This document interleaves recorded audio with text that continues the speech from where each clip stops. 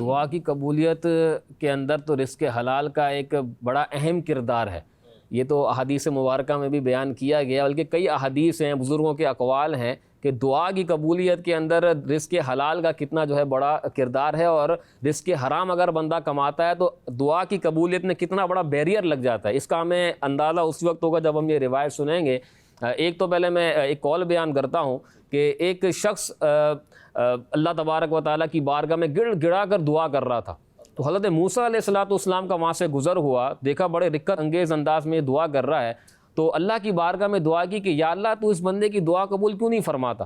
تو اللہ تبارک و تعالیٰ نے ارشاد فرمایا، اے موسیٰ اگر یہ اتنا گڑ گرائے کہ اس کی روح نکل جائے اور یہ ہاتھ اتنے دراز کر دے کہ آسمان تک پہنچے، پھر بھی میں اس کی دعا قبول نہیں کروں گا۔ تو موسیٰ علیہ السلام نے وجہ پوچھی تو اللہ تبارک و تعالیٰ نے ارشاد فرمایا کہ اس کے گھر کے اندر حرام ہے، یہ کھاتا حرام ہے، اس کا لباس حرام ہے، تو میں اس کی دعا کیسے قبول کروں؟ اسی طرح ایک حدیث پاک ہے جس میں اس چیز کو بیان کیا گیا، بلکہ سعد بن ابی وقاص رضی اللہ تعالیٰ عنہ نے حضور صلی اللہ علیہ وسلم کی بارگاہ میں عرض کی کہ یا رسول اللہ صلی اللہ علیہ وسلم آپ دعا کریں کہ میں مستجاب الدعوات بن جاؤں، یعنی میری ہر دعا قبول ہو، آپ یہ دعا کریں۔ آپ صلی اللہ علیہ وسلم نے جواب کیا، ارشاد فرمایا، یہ نہیں دعا کی کہ یا اللہ اس کی ہر دعا قبول ہو جائے، بلکہ ایک ہمیں اصول دے دیا کہ دعا کی قبولیت کیسے ہو سکتی ہے۔ حضور علیہ السلام نے ارشاد فرمایا، اے سعد اپنی خوراک کو پاک کر لو، مستجاب الدعوات بن جاؤ گے۔ اور پھر ارشاد فرمایا کہ جس کا جو جسم ہے وہ حرام سے پلتا بڑھتا ہے تو اس کو آگ جو ہے وہ زیادہ لائق ہے، یعنی وہ جہنم میں ڈالے جانے کا زیادہ حقدار ہے۔ اسی طرح ایک اور حدیث جو حرام کھاتا ہے اس سے اس کو جو پروان چڑھتا ہے، اس کا گوشت بنتا ہے، خون بنتا ہے، تو اس کے لیے جہنم کی آگ بہتر ہے۔ اسی طرح ایک اور حدیث پاک ہے جس میں حضور علیہ السلام نے فرمایا کہ اے لوگوں، اللہ کریم نے جو حکم اپنے رسولوں کو دیا ہے وہی حکم اپنے بندوں کو بھی دیا ہے۔ وہ کیا ہے؟ اللہ پاک نے رسولوں کے بارے میں ارشاد فرمایا، اے رسولوں پاکیزہ کھاؤ اور اچھے عمل کرو، بے شک میں جاننے والا ہوں جو تم کرتے ہو۔ تو یہاں پر یہ رسولوں کو حکم دیا اور امت کو کیا حکم دیا؟ کلوا من طیبات ما رزقناکم، جو ہم نے پاکیزہ چیزیں عطا فرمائی ہیں اس میں سے کھاؤ۔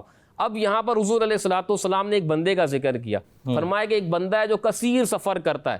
اس میں شرح میں علماء نے فرمایا کہ سفر حج بھی کرتا ہے، سفر عمرہ بھی کرتا ہے، علم دین کے لیے بھی سفر کرتا ہے۔ اب یہ سارے سفر کون سے ہیں جس میں دعا قبول ہوتی ہے؟ ویسے ہی بندہ جب مسافر ہوتا ہے تو مسافر کی دعا قبول ہوتی ہے، یہ بھی حدیث پاک میں ہے۔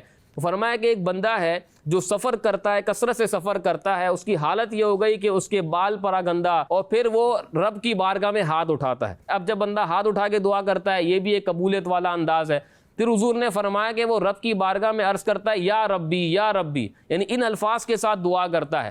یہ جو یا ربی ہے، اس کے بارے میں جو یا ربنا 5 مرتبہ کہتا ہے تو اس کی دعا قبول ہوتی ہے۔ تو یہ بندہ یا ربی کہہ کر دعا کرتا ہے اور اپنے رب کی بارگاہ میں گڑ گرا کر دعائیں کرتا ہے، لیکن حضور علیہ السلام فرماتے ہیں، وَمَطْعَمُهُ حَرَامٌ وَمَشْرَبُهُ حَرَامٌ وَمَلْبَسُهُ حَرَامٌ فَأَنَّىٰ يُسْتَجَابُ لِذَٰلِكَ، اس کا کھانا حرام ہے، اس کا پینا حرام ہے، اس کا پہننا حرام ہے، اب اس کی دعا کہاں سے قبول ہوگی؟ علماء نے فرمایا کہ دعا کی قبولیت کے اتنے سارے اسباب جمع تھے کہ یا ربی کہہ کر دعا کر رہا ہے، ہاتھ اٹھا کر دعا کر رہا ہے، اس کی حالت پراگندہ ہے، مسافر ہے، اتنے سارے دعا کی قبولیت کے اسباب جمع ہونے کے باوجود بھی بیریئر کس وجہ سے لگا جو دعا کی قبولیت کے اوپر؟ وہ اس کا رزق حرام تھا۔ تو حضور نے فرمایا کہ اس کی دعا کہاں سے قبول ہوگی؟